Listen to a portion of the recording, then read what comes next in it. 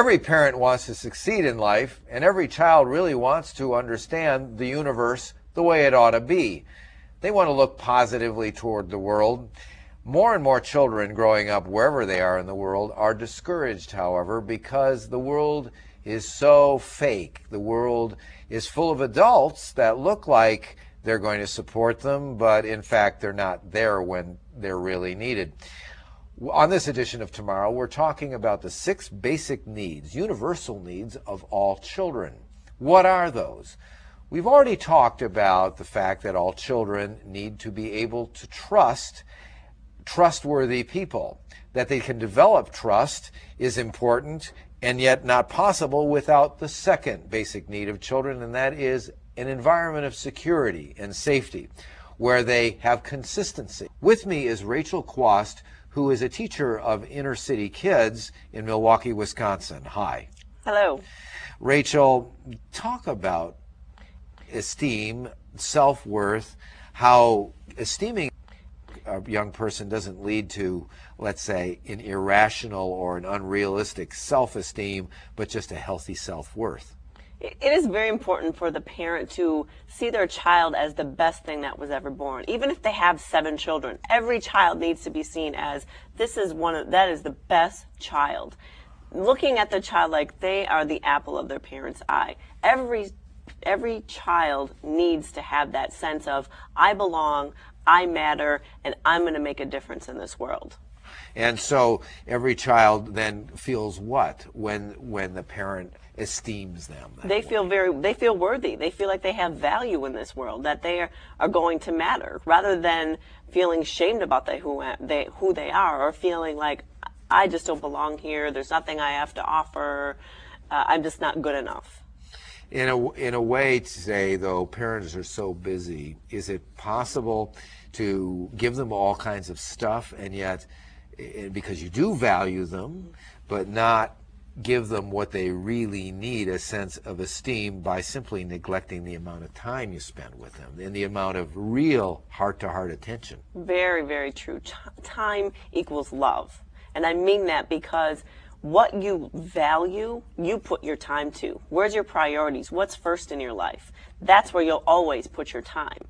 That's the same thing. That is the same as God sees that as God wants your time, because that's what you value. Children need the same thing. They need to know that I matter, and the person will give them that time. Example with my father, knowing he was gone on business a lot, he would come home with things. And I'll never forget when he brought me this little pink pony with this hair I could braid. And I looked at that, and to me, I actually got rid of it, because to me it was a token of, you're never here and you're trying to make up for it with a stuffed animal. How old can a child sense that their successful dad, her successful dad, is coming home after an extended business trip and trying to buy them off by some physical thing, great or small? Oh, children are very, very intelligent. We do not give children even near amount of credit that... I mean, does that awareness start maybe as early as 7, 8, 9 years old? That a parent is trying to buy them off? Yeah. I would go even younger than that. That they actually can perceive in their head that things are more important, jobs more important, another person's more important.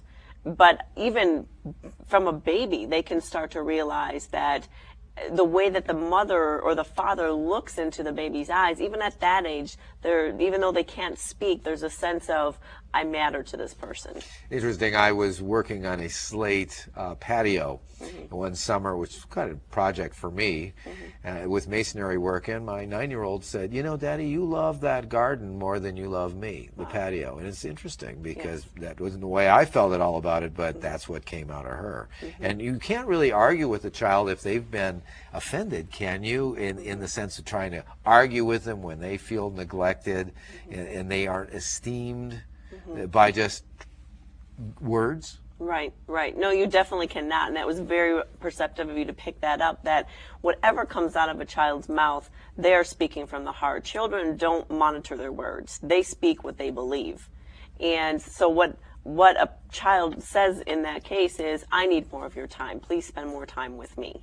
Was your dad that kind of a guy that would kind of praise you and then take it away in the next breath? Very much so, very much. I remember being at 16, I I was very, very devastated and frustrated at I can never do anything good enough. I mean, I spent so much time that day. I remember crying because my spirit was again broken of there's nothing I can do. There's always a but. There's always a why don't you do it this way? Why don't you see it that way? If I made a mistake, it was, oh, what'd you do that for? I got many, many buts in my life. And, well, that's wonderful, but let me help you change it a little bit. That happened quite often.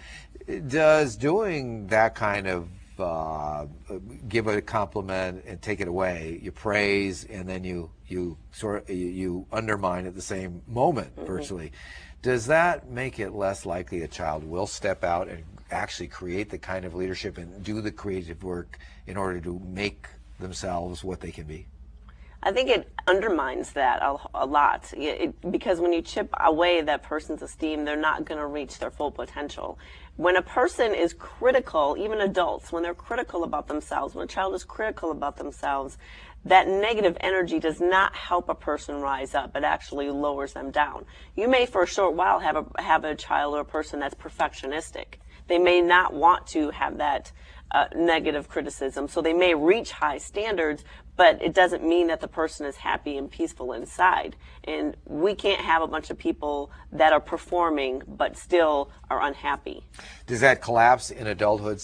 Let's say a person who tries to be more and more perfect, but sooner or later that hollowness will come to roost even as an adult. You'd be so anxious you never can measure up. Yes. So sooner or later performance begins to level out and then maybe a collapse? Very much. We have a lot of people that are workaholics, that the job is number one. I believe that there's an undermining perfectionism in there, that they're going to try to reach the top because they want to yet fill that hole that they had when they were young children. And the parents kept pushing them with Yes. that kind of, you got to just be that much better, Yes. much better there for some parental needs. So parents got to be real careful the way they communicate esteem. Yes, they do. Yes, they do. Thanks so much, Rachel. When we come back, we are going to be talking more about the 6 universal needs of all children. First, ask for your free subscription to the Good News magazine.